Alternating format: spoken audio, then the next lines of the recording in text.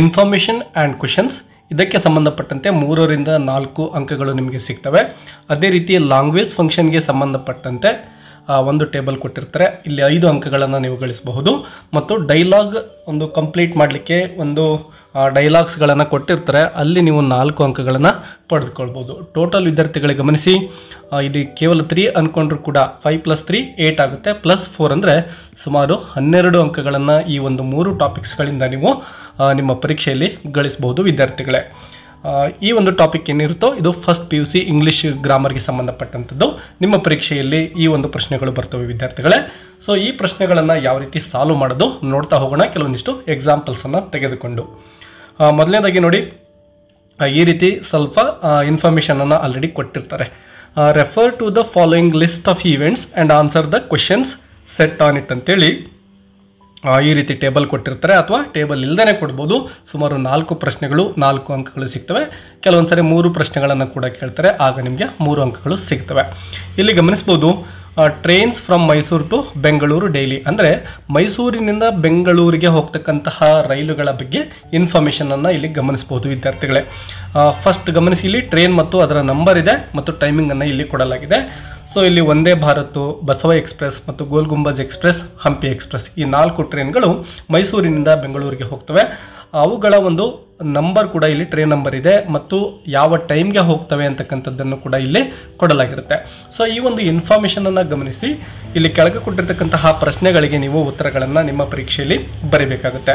First question ನೋಡಿ, how many trains are there from Mysuru to Bengaluru daily, ಅಂದರೆ ಪ್ರತಿನಿತ್ಯ ಮೈಸೂರಿನಿಂದ ಬೆಂಗಳೂರಿಗೆ ಹೋಗ್ತಕ್ಕಂತಹ ಟ್ರೈನ್ಗಳು ಎಷ್ಟಿದ್ದಾವೆ ಅಂತ ಕೇಳಿದ್ದಾರೆ.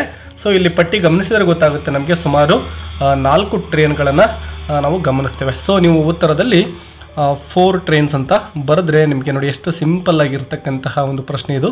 4 ಟ್ರೈನ್ಸ್ ಅಂತ ಬರೆದ್ರೆ ನಿಮಗೆ 1 ಅಂಕ ಸಿಗುತ್ತೆ ವಿದ್ಯಾರ್ಥಿಗಳೇ. ಅದೇ ರೀತಿ ಬಿ ನೋಡಿ, Gol Gumbaz express train leaves ಎಟ್, ಅಂದರೆ ಈ ಒಂದು ಗೋಲ್ ಗುಂಬಜ್ ಎಕ್ಸ್ಪ್ರೆಸ್ ಅಂತಕ್ಕಂತಹ ಟ್ರೈನು ಎಷ್ಟು ಗಂಟೆಗೆ ಹೊರಡುತ್ತೆ ಅಂತಕ್ಕಂಥದ್ದನ್ನು ಕೇಳಿದ್ದಾರೆ. ಸೊ ಇಲ್ಲಿ 3rd ಗಮನಿಸಿ, ಗೋಲ್ ಗುಂಬಜ್ ಎಕ್ಸ್ಪ್ರೆಸ್ ಇಲ್ಲಿದೆ, ಇದರ ಒಂದು ಟೈಮ್ 4 ಗಂಟೆ 5 ನಿಮಿಷಕ್ಕೆ ಇದೆ ಅಲ್ವಾ. ಸೊ ಇದನ್ನೇ ನೀವು ಫಿಲ್ ಮಾಡಿಬಿಟ್ರೆ ಸಾಕು, ನಿಮಗೆ 1 ಅಂಕ ಸಿಗುತ್ತೆ ವಿದ್ಯಾರ್ಥಿಗಳೇ. ಇನ್ನು 3rd ಕ್ವೆಶನ್ ನೋಡಿ, at what time does train number 16512, ನೋಡಿ ಇದನ್ನು ಗಮನಿಸಿ, 16512 ಎಲ್ಲಿದೆ? 16512 ಇರೋದು ಗೋಲ್ ಗುಂಬಜ್ ಎಕ್ಸ್ಪ್ರೆಸ್ಗೆ ಅಲ್ವಾ. ಲೀವ್ ಮೈಸೂರು ಟುವರ್ಡ್ಸ್ ಬೆಂಗಳೂರು, ಮೈಸೂರಿನಿಂದ ಬೆಂಗಳೂರು ಕಡೆಗೆ ಎಷ್ಟೊತ್ತಿಗೆ ಹೊರಡುತ್ತೆ ಅಂತೇಳಿ ಕೇಳಲಾಗಿದೆ. ಸೊ 4 ಗಂಟೆ 5 ನಿಮಿಷ. ಇಲ್ಲಿ ಟ್ರೈನ್ ನಂಬರ್ ಚೇಂಜ್ ಆಗಬೇಕಾಗಿತ್ತು, ಯಾಕೆಂದರೆ ಒಂದೇ ಟ್ರೈನ್ಗೆ ಸಂಬಂಧಪಟ್ಟಂತೆ 2 ಪ್ರಶ್ನೆಗಳು ಬಂದಿದ್ದಾವೆ. ಸೊ ನಾವು ಈಗ ಈ ಟ್ರೈನ್ ನಂಬರ್ ಚೇಂಜ್ ಮಾಡ್ಕೊಳ್ಳೋಣ, 32 ತೆಗೆದುಕೊಳ್ಳೋಣ, 16532. ಸೊ ಈ ಒಂದು ಟ್ರೈನ್ ಅಂದರೆ ಹಂಪಿ ಎಕ್ಸ್ಪ್ರೆಸ್ ಆಗಿರುತ್ತೆ. ಇದು ಯಾವಾಗ ಹೊರಡುತ್ತೆ ಅಂದರೆ 6:05 PM ಹೋಗುತ್ತೆ, ಅಂದರೆ ಸಾಯಂಕಾಲ 6 ಗಂಟೆ 5 ನಿಮಿಷಕ್ಕೆ ಹೊರಡುತ್ತೆ. ಸೊ ನೀವು ಇದನ್ನು ಉತ್ತರವಾಗಿ ಬರೆಯಬಹುದು. ಇನ್ನು ಪ್ರಶ್ನೆ ನೋಡಿ, D, which train leaves Mysuru at 1:05 PM, ಅಂದರೆ 1 ಗಂಟೆ 5 ನಿಮಿಷಕ್ಕೆ ಹೊರಡ್ತಕ್ಕಂತಹ ಟ್ರೈನ್ ಯಾವುದು ಅಂತ ಕೇಳಿದರೆ ವಿಚ್ ಟ್ರೈನ್. ಸೊ ಗಮನಿಸ್ಬೋದು, ವಂದೇ ಭಾರತ್ ಟ್ರೈನ್ ಅಂತೇಳಿ ನೀವು ಇಲ್ಲಿ ಆನ್ಸರನ್ನು ಬರೆದ್ರೆ ವಂದೇ ಭಾರತ್. ನೋಡಿ ಈಸಿಯಾಗಿ ಇಲ್ಲೂ ಕೂಡ 1 ಅಂಕ ಸಿಗುತ್ತೆ. ಸೊ ಟೋಟಲ್ ನೀವು 4 ಅಂಕಗಳನ್ನು ಗಳಿಸ್ಬೋದು. ಇನ್ನು ಇದೇ ರೀತಿಯ ಇನ್ನೊಂದು ಇನ್ಫಾರ್ಮೇಷನನ್ನು ಗಮನಿಸಿ, Maharaja College is celebrating Union Day on 26 November 2025. The Union Day schedule is as follows. So ಇಲ್ಲಿ ಮಹಾರಾಜ ಕಾಲೇಜ್ನಲ್ಲಿ ಒಂದು ಯೂನಿಯನ್ ಡೇಯನ್ನು ಸೆಲೆಬ್ರೇಟ್ ಮಾಡ್ತಾ ಇದ್ದಾರೆ. ಅದರ ಒಂದು ಸ್ಕೆಡ್ಯೂಲ್ ಕೆಳಗಡೆ ಇದೆ, ಇದನ್ನು ನಾವು ಗಮನಿಸಬೇಕು. ಮೊದಲನೇದಾಗಿ ಇನಾಗ್ರೇಷನ್ ಯಾವಾಗ ನಡೆಯುತ್ತೆ ನೋಡಿ, 9 ಗಂಟೆಯಿಂದ 10 ಗಂಟೆವರೆಗೂ, ಮತ್ತು ಪ್ರೈಸ್ ಡಿಸ್ಟ್ರಿಬ್ಯೂಷನ್ ನಡೆಯುತ್ತೆ 11ರಿಂದ 12 ಗಂಟೆ, ಮತ್ತು ಕಲ್ಚರಲ್ ಆ್ಯಕ್ಟಿವಿಟೀಸ್ ನಡೀತವೆ, ಸಾಂಗ್ಸ್ ಆ್ಯಂಡ್ ಡ್ಯಾನ್ಸ್ 12ರಿಂದ 2 ಗಂಟೆ, ಲಂಚ್ ಬ್ರೇಕ್ 2ರಿಂದ 3, ಮತ್ತು ಡ್ರಾಮಾ 3ರಿಂದ 5:30ರವರೆಗೆ ಡ್ರಾಮಾಗಳನ್ನು ಆ್ಯಕ್ಟ್ ಮಾಡಲಾಗುತ್ತೆ. ಸೊ ಇಷ್ಟು ಇನ್ಫಾರ್ಮೇಷನ್ನೊಂದಿಗೆ ನಾವು ಈಗ ಪ್ರಶ್ನೆಗಳಿಗೆ ಉತ್ತರಿಸೋಣ. How long will the inaugural event last, ಎಷ್ಟು ಗಂಟೆಗಳ ಕಾಲ ನಡೆಯುತ್ತೆ ಅಂತ ಕೇಳಿದ್ದಾರೆ. ಸೊ ಇಲ್ಲಿ 1 ಅವರ್ ಅಲ್ವಾ, 9ರಿಂದ 10 ಗಂಟೆ ಅಂದರೆ 1 ಅವರ್ ಆಗುತ್ತೆ. ಇನ್ನು B, when will the prize distribution begin, prize distribution ಯಾವಾಗ ನಡೆಯುತ್ತೆ ಅಂತ ಕೇಳಿದ್ದಾರೆ. ಸೊ ಇಲ್ಲಿ ಗಮನಿಸ್ಬೋದು, 11 ಗಂಟೆಯಿಂದ 12 ಗಂಟೆವರೆಗೆ. ಸೊ ಇದನ್ನು ನೀವು ಬರೀತೀರಾ. ಇನ್ನು next, the cultural events will take place in the, ನೋಡಿ ದ ಕಲ್ಚರಲ್ ಈವೆಂಟ್ಸ್ಗಳು ಯಾವಾಗ ನಡೀತವೆ ಅಂತಕ್ಕಂಥದ್ದನ್ನು ನಾವು ಇಲ್ಲಿ ಬರೀಬೇಕು ನೋಡಿ. ಕಲ್ಚರಲ್ ಇವೆಂಟ್ಸ್ 12ರಿಂದ 5 ಅಂದರೆ ಇಲ್ಲಿ ಅದು ಮಾರ್ನಿಂಗ್ ಕೂಡ ಆಗಿರೋದಿಲ್ಲ, ಈವ್ನಿಂಗ್ ಕೂಡ ಆಗಿರೋದಿಲ್ಲ, ಅಂದರೆ ಆಫ್ಟರ್ನೂನ್ ಅಂತೇಳಿ ನಾವು ಬರಿಬೇಕಾಗುತ್ತೆ. ಇನ್ನು 4th one, what is the time allotted for lunch? ಲಂಚ್ಗೋಸ್ಕರ ಅಲಾಟ್ ಆಗಿರತಕ್ಕಂತಹ ಟೈಮ್ ಯಾವುದು ಅಂತ ಕೇಳಿದ್ದಾರೆ. ಸೊ 2 PM to 3 AM ಇದೇನಿದೆನೋ ಇದನ್ನು ಬರೆದುಬಿಟ್ರೆ ನಿಮಗೆ 1 ಅಂಕ ಸಿಗುತ್ತೆ ವಿದ್ಯಾರ್ಥಿಗಳೇ. 2 PM to 3 PM, ಇದು ಕೂಡ PM ಆಗಬೇಕು. ಎಸ್, ಈ ರೀತಿ ಬರೆದ್ರೆ ನಿಮಗೆ 4 ಅಂಕಗಳು ಸಿಗ್ತವೆ. ಇನ್ನು ಲ್ಯಾಂಗ್ವೇಜ್ ಫಂಕ್ಷನ್ಗೆ ಸಂಬಂಧಪಟ್ಟಂತೆ ವಿದ್ಯಾರ್ಥಿಗಳೇ ಗಮನಿಸಬಹುದು, ಈ ರೀತಿ ಕಾಲಮ್ ಎ ಮತ್ತು ಕಾಲಮ್ ಬಿಗಳನ್ನು ಇಲ್ಲಿ ಕೊಟ್ಟಿದ್ದಾರೆ ನೋಡಿ. ಈ ರೀತಿ ಕಾಲಮ್ಸ್ ಕೊಡ್ತಾರೆ, ಇಲ್ಲಿ ಎಕ್ಸ್ಪ್ರೆಷನ್ಸ್ಗಳನ್ನು ಕೊಡಲಾಗಿದೆ ಮತ್ತು ಈ ಕಡೆ ಫಂಕ್ಷನ್ಸ್ ಇದ್ದಾವೆ. ಯಾವ ಎಕ್ಸ್ಪ್ರೆಷನ್ ಯಾವ ಒಂದು ಫಂಕ್ಷನನ್ನು ಮಾಡುತ್ತೆ ಅಂತೇಳಿ ನೀವು ಐಡೆಂಟಿಫೈ ಮಾಡಿ ಮ್ಯಾಚ್ ಮಾಡಿ ನಿಮ್ಮ ಎಕ್ಸಾಮಲ್ಲಿ ಬರೀಬೇಕು. ಸುಮಾರು 5 ಅಂಕಗಳಿಗೆ ಕೇಳ್ತಕ್ಕಂತಹ ಪ್ರಶ್ನೆ ಇದಾಗಿದೆ. ತುಂಬ ಸುಲಭ ಇರುತ್ತೆ, ಯಾರು ಕೂಡ ಸ್ಕಿಪ್ ಮಾಡೋಕ್ಕೆ ಹೋಗ್ಬೇಡಿ. ಫಸ್ಟ್ ಒಂದು ನೋಡಿ, ಮೀಟ್ ಮೈ ಫ್ರೆಂಡ್ ರಾಣಿ. ಅಂದರೆ ಇಲ್ಲಿ ರಾಣಿಯನ್ನು ಪರಿಚಯಿಸಲಾಗ್ತಾ ಇದೆ, ಅಂದರೆ ಇಂಟ್ರೊಡ್ಯೂಸ್ ಮಾಡಲಾಗ್ತಾ ಇದೆ. ಸೊ ಇಲ್ಲಿ ಫಸ್ಟ್ ಒನ್ಗೆ ಬರ್ತಕ್ಕಂಥದ್ದು ಇಲ್ಲಿ ಡಿ ಇದೆ ನೋಡಿ, ಇದು ಕರೆಕ್ಟ್ ಆಗುತ್ತೆ, ಇಂಟ್ರೊಡ್ಯೂಸಿಂಗ್ ಅಂತಕ್ಕಂಥದ್ದು. ಇನ್ನು second one, hello good morning ಅಂತ ಇದೆ. ಸೊ ಈ ರೀತಿ hello, good morning, good evening ಈ ರೀತಿಯ ಒಂದು ಪದಗಳೇನು ಬರ್ತವೋ ಅವೆಲ್ಲವೂ ಕೂಡ ಗ್ರೀಟಿಂಗ್ಸ್ ಆಗಿರ್ತವೆ ವಿದ್ಯಾರ್ಥಿಗಳೇ. ಸೊ ಇಲ್ಲಿ ಸಿ ಇರ್ತಕ್ಕಂಥದ್ದು ಸರಿಯಾಗುತ್ತೆ.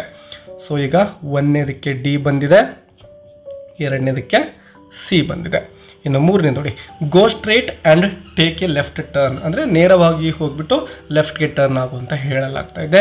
ಸೊ ಇಲ್ಲಿ ಅಡ್ರೆಸ್ಸನ್ನು ಹೇಳ್ತಾ ಇದ್ದಾರೆ, ಗಿವಿಂಗ್ ಡೈರೆಕ್ಷನ್ ಇಲ್ಲಿ ಗಮನಿಸ್ಬೋದು. ಡಿ ಇದೆ ಅಲ್ವಾ, ಇದು ಸರಿಯಾಗಿರ್ತಕ್ಕಂಥದ್ದು, ಅಂದರೆ 3ಗೆ ಡಿ ಅಂತಕ್ಕಂಥದ್ದು ಸರಿ ಆಯಿತು. ಇನ್ನು 4th one, you look pretty in this dress. ಈ ಒಂದು ಡ್ರೆಸ್ಸಲ್ಲಿ ನೀನು ತುಂಬ ಚೆನ್ನಾಗಿ ಕಾಣ್ತಾ ಇದೆಯಾ ಅಂತ ಹೇಳಲಾಗ್ತಾ ಇದೆ. ಇಲ್ಲಿ ಗಮನಿಸ್ಬೋದು, ಬಿ ಇದೆ ಅಲ್ವಾ, ಇದು ಸರಿಯಾಗುತ್ತೆ. 4ನೇದಕ್ಕೆ ಬಿ ಅಂತಕ್ಕಂಥದ್ದು ಕಾಂಪ್ಲಿಮೆಂಟಿಂಗ್. 5ನೇದು ಥ್ಯಾಂಕ್ ಯು ವೆರಿ ಮಚ್. ಈ ರೀತಿ ಹೇಳಿದರೆ ಅದನ್ನು ನಾವು ಎಕ್ಸ್ಪ್ರೆಸಿಂಗ್ ಗ್ರ್ಯಾಟಿಟ್ಯೂಡ್ ಅಂತೇಳಿ ಕರಿತೇವೆ. ಥ್ಯಾಂಕ್ ಯು ಅಂತಕ್ಕಂಥದ್ದು ಏನು ಪದಗಳು ಬರ್ತವೋ ಅವೆಲ್ಲವೂ ಕೂಡ ಗ್ರ್ಯಾಟಿಟ್ಯೂಡ್ ಆಗಿರ್ತವೆ. 5th ಒನ್ಗೆ ಎ ಅಂತಕ್ಕಂಥದ್ದು ಸರಿಯಾಗಿರುವ ಆಯ್ಕೆ ವಿದ್ಯಾರ್ಥಿಗಳೇ. ಸೊ ಈ ರೀತಿ ನೀವು ಈ ಒಂದು ಟೇಬಲನ್ನು ಸಾಲ್ವ್ ಮಾಡಬೇಕು. ಇನ್ನೊಂದು ಟೇಬಲ್ ಇದೆ ಗಮನಿಸಬಹುದು. ಮೊದಲನೇದು ಮೀಟ್ ಮೈ ಫ್ರೆಂಡ್ ರಘು ಅಂತ ಇದೆ, ಇದು ಕೂಡ ಗಮನಿಸ್ಬೋದು. ಡಿ ಏನಿದೆನೋ ಅದು ಸರಿಯಾಗಿರ್ತಕ್ಕಂಥದ್ದು, ಇಂಟ್ರೊಡ್ಯೂಸ್ ಆಗ್ತಾ ಇದೆ. ಐ ಆಮ್ ವೆರಿ ಸಾರಿಯನ್ನು ಕೇಳ್ತಾ ಇದೆ. ಸಾರಿ ಕೇಳೋದು ಅಂದರೆ ಅಪಲೋಸೈಸಿಂಗ್ ಏನಿದೆನೋ ಇದು ಸರಿಯಾಗಿರ್ತಕ್ಕಂಥದ್ದು. Sir can I leave early today, ನಾನು ಬೇಗ ಹೊರಡ್ಬೋದಾ ಸರ್ ಇವತ್ತು ಅಂತ ಪರ್ಮಿಷನನ್ನು ಕೇಳ್ತಾ ಇದ್ದಾರಲ್ವಾ. ಸೊ 3ನೇದಕ್ಕೆ ಬಿ ಅಂತಕ್ಕಂಥದ್ದು, seeking permission is the right answer. 4th one, where is the book shop. Book shop ಎಲ್ಲಿದೆ ಅಂತ ಅಡ್ರೆಸ್ಸನ್ನು ಕೇಳಲಾಗ್ತಾ ಇದೆ ಅಲ್ವಾ. ಸೊ ಇಲ್ಲಿ ಆಸ್ಕಿಂಗ್ ಫಾರ್ ಇನ್ಫಾರ್ಮೇಷನ್ ಅಂತಕ್ಕಂಥದ್ದು ಸರಿಯಾಗಿರ್ತಕ್ಕಂತಹ ಆಯ್ಕೆ ಆಗುತ್ತೆ. ಇನ್ನು 5ನೇದು well done, I am proud of you ಅಂತಕ್ಕಂಥದ್ದನ್ನು ಗಮನಿಸ್ಬೋದು. ಸೊ ಇಲ್ಲಿ ಕಂಗ್ರ್ಯಾಚುಲೇಟಿಂಗ್ ಅಂತ ಏನಿದೆನೋ ಇದು ಸರಿಯಾಗಿರ್ತಕ್ಕಂಥದ್ದು ಆಗುತ್ತೆ ವಿದ್ಯಾರ್ಥಿಗಳೇ. ಸೊ ಈ ರೀತಿ ನೀವು ಸರಿಯಾಗಿ ಓದಿ 1 ನಿಮಿಷ ಎಕ್ಸ್ಟ್ರಾ ತೊಗೊಂಡ್ರೂ ಪರವಾಗಿಲ್ಲ, ಯಾವ ಕಾರಣಕ್ಕೂ ಮಿಸ್ ಮಾಡಬೇಡಿ. ಮೊದಲಿಗೆ ನಿಮ್ಗೆ ಯಾವ್ಯಾವ ಗೊತ್ತಾಗ್ತವೋ ಅವುಗಳನ್ನು ಗುರುತಿಸಿ 1-2 ಉಳ್ಕೊಂಡ್ರೆ ಲಾಸ್ಟ್ಗೆ ಆಟೋಮೆಟಿಕಲಿ ನಿಮಗೆ ಉತ್ತರಗಳು ಸಿಕ್ಬಿಡ್ತವೆ. ಇನ್ನು 3ನೇ ಟಾಪಿಕ್ ಡೈಲಾಗ್ಸ್ಗಳನ್ನು ಕಂಪ್ಲೀಟ್ ಮಾಡ್ತಕ್ಕಂಥದ್ದು. ಈ ರೀತಿ ನಿಮಗೆ ಒಂದು ಇನ್ಕಂಪ್ಲೀಟ್ ಡೈಲಾಗ್ಸ್ಗಳನ್ನು ಕೊಟ್ಟಿರ್ತಾರೆ, ಅದನ್ನು ನೀವು ಫಿಲ್ ಮಾಡಬೇಕಾಗುತ್ತೆ. ಇಲ್ಲಿ ಫಸ್ಟ್ ಒಂದು ನೋಡಿ, Priyanka is asking her friend Lata for help with the project. ಅಂದರೆ ಪ್ರಾಜೆಕ್ಟ್ಗೋಸ್ಕರ ಪ್ರಿಯಾಂಕಾ ಏನು ಮಾಡ್ತಾ ಇದ್ದಾಳೆ, ತನ್ನ ಫ್ರೆಂಡ್ ಆಗಿರ್ತಕ್ಕಂತಹ ಲತಾಳನ್ನು ಸಹಾಯ ಯಾಚನೆ ಮಾಡ್ತಾ ಇದ್ದಾಳೆ. ಅವರ ಡೈಲಾಗ್ಸನ್ನು ನೋಡ್ತಾ ಹೋಗೋಣ. ಇಲ್ಲಿ ಫಸ್ಟ್ ಡೈಲಾಗ್ ಗಮನಿಸಿ, ಪ್ರಿಯಾಂಕಾ ಮಾತನಾಡ್ತಕ್ಕಂಥದ್ದು ಡ್ಯಾಶ್ ಇದೆ. ಲತಾ ಹೇಳ್ತಕ್ಕಂಥದ್ದನ್ನು ಗಮನಿಸಿ, very good morning Priya, how are you ಅಂತ ಇದೆ. ಅಂದರೆ ಇಲ್ಲಿ ಪ್ರಿಯಾಂಕಾ ಗುಡ್ ಮಾರ್ನಿಂಗನ್ನು ಹೇಳ್ತಾ ಇದ್ದಾಳೆ ಅಂತಕ್ಕಂಥದ್ದು ನಮಗೆ ಅರ್ಥ ಆಗಿಬಿಡುತ್ತೆ. ಸೊ ಇಲ್ಲಿ ಗುಡ್ ಮಾರ್ನಿಂಗ್ ಲತಾ ಅಂತೇಳಿ ಗ್ರೀಟಿಂಗ್ಸ್ ಬರೆದ್ರೆ ಸಾಕಾಗುತ್ತೆ. Good morning Latha. ಈಗ ಲತಾ ಹೇಳಿದ್ದು very good morning Priya, how are you ಅಂತೇಳಿ. ಸೊ ಈಗ ಹೌ ಆರ್ ಯುಗೆ ರಿಪ್ಲೈ ಕೊಡಬೇಕಲ್ವಾ. ಸೊ ಐ ಆಮ್ ಫೈನ್ ಅಂತೇಳಿ ಬರಿಬಹುದು. ಐ ಆಮ್ ಫೈನ್ ಅಂತೇಳಿ ಪ್ರಿಯಾಂಕಾ ರಿಪ್ಲೈ ಕೊಡ್ತಾ ಇದ್ದಾಳೆ. ಅಥವಾ ನೀವು ಐ ಆಮ್ ವೆರಿ ಗುಡ್ ಈ ರೀತಿ ಯಾವುದೇ ಒಂದು ರಿಪ್ಲೈಯನ್ನು ಬರೀಬಹುದು. ನೆಕ್ಸ್ಟ್ ನೋಡಿ, could you please help me with the project work ಅಂತ ಪ್ರಿಯಾಂಕಾ ಕೇಳ್ತಾಳೆ. ಲತಾ ಹೇಳ್ತಾಳೆ, sure I would be very happy to help you dash ಅಂತ ಇದೆ. ನೆಕ್ಸ್ಟ್ ಡೈಲಾಗ್ ಗಮನಿಸಿ, please send me the project work of social science. ನನಗೆ social ಸೈನ್ಸ್ನ project work ಬೇಕು ಅಂತೇಳಿ ಕೇಳ್ತಾ ಇದ್ದಾಳೆ ಪ್ರಿಯಾಂಕಾ. ಸೊ ಈಗ ಲತಾ ಯಾವ ಸಬ್ಜೆಕ್ಟ್ಗೆ ನಿನಗೆ ಹೆಲ್ಪ್ ಬೇಕು ಅಂತ ಕೇಳ್ತಾ ಇದ್ದಾಳೆ ಅಂತ ನಮಗೆ ಅರ್ಥ ಆಗುತ್ತೆ. ಸೊ ಇಲ್ಲಿ ನಾವು ಈ ಡೈಲಾಗಲ್ಲಿ ಏನು ಫಿಲ್ ಮಾಡ್ಬೋದು ಅಂದರೆ, which subject project work do you want ಅಂತೇಳಿ ಪ್ರಶ್ನೆಯನ್ನು ಕೇಳ್ತಾಳೆ. ಡು ಯು ವಾಂಟ್ ಅಂತ ಕೇಳಿದಾಗ ಉತ್ತರ please send me the project work of social science ಅಂತೇಳಿ ಪ್ರಿಯಾಂಕಾ ರಿಪ್ಲೈ ಕೊಡ್ತಾಳೆ. ಇನ್ನು ಲತಾ ಏನು ಹೇಳ್ತಾಳೆ ನೋಡಿ, okay I will send it to you by tonight ಅಂತ ಹೇಳ್ತಾಳೆ.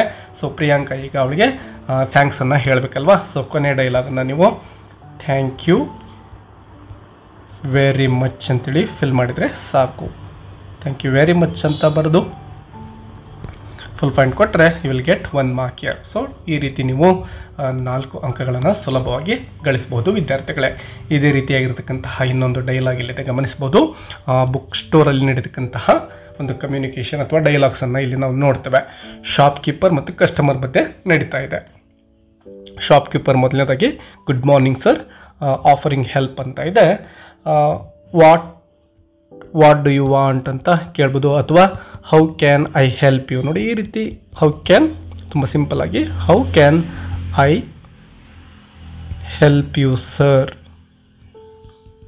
ಫಸ್ಟ್ ಡೈಲಾಗ್ ಈ ರೀತಿ ಬರೀಬಹುದು. Customer good morning making request, ಏನನ್ನು ರಿಕ್ವೆಸ್ಟ್ ಮಾಡ್ತಾ ಇದ್ದಾನೆ. ನೆಕ್ಸ್ಟ್ ಡೈಲಾಗ್ ಗಮನಿಸಿ, sure sir which English dictionary would you like to buy. ಯಾವ ಡಿಕ್ಷನರಿ ಬೇಕು ಅಂತ ಕೇಳ್ತಾ ಇದ್ದಾನೆ ಅಂದರೆ ಇಲ್ಲಿ ಕಸ್ಟಮರ್ ಕೇಳ್ತಕ್ಕಂಥದ್ದು ಒಂದು ಡಿಕ್ಷನರಿಯನ್ನು. ಸೊ ಇಲ್ಲಿ good morning I want a dictionary ಅಂತ ಫಿಲ್ ಮಾಡಬೇಕಾಗುತ್ತೆ. I want a dictionary. ಇನ್ನು ನೆಕ್ಸ್ಟ್ ಕಸ್ಟಮರ್ ಡ್ಯಾಶ್ ರಿಪ್ಲೈಸ್, ಒಂದು ರಿಪ್ಲೈ ಕೊಡಬೇಕು. ಯಾವುದಕ್ಕೆ ರಿಪ್ಲೈ ಕೊಡಬೇಕು ಅಂದರೆ which English dictionary would you like to buy, ಯಾವ ಒಂದು ಇಂಗ್ಲೀಷ್ ಡಿಕ್ಷನರಿಯನ್ನು ಬೇಕು ನಿಮಗೆ ಅಂತ ಕೇಳ್ತಾರಲ್ವ ಶಾಪ್ ಕೀಪರ್, ಅದಕ್ಕೆ ರಿಪ್ಲೈ ಕೊಡಬೇಕಾಗುತ್ತೆ. I want Oxford dictionary, Oxford English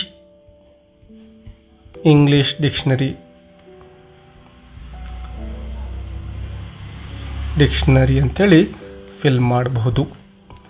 ಇನ್ನು next here is your book ಅಂತೇಳಿ ಆ ಒಂದು ಪುಸ್ತಕವನ್ನು ಕೊಡ್ತಾ ಇದ್ದಾನೆ. ಕಸ್ಟಮರ್ ಈಗ ಗ್ರ್ಯಾಟಿಟ್ಯೂಡನ್ನು ವ್ಯಕ್ತಪಡಿಸ್ಬೇಕಲ್ವ. ನೋಡಿ ಎಷ್ಟು ಸಿಂಪಲ್ ಇದೆ. ಗ್ರ್ಯಾಟಿಟ್ಯೂಡ್ ಅಂತ ಬಂದರೆ ನೀವು ಸಿಂಪಲ್ಲಾಗಿ ಥ್ಯಾಂಕ್ ಯು ವೆರಿ ಮಚ್ ಅಂತೇಳಿ ಫಿಲ್ ಮಾಡ್ಬೋದು. Thank you very much. So ಈ ರೀತಿ 4 ಡೈಲಾಗ್ಸ್ಗಳನ್ನು ಬರೆದ್ರೆ 4 ಅಂಕಗಳು ಸಿಗ್ತವೆ.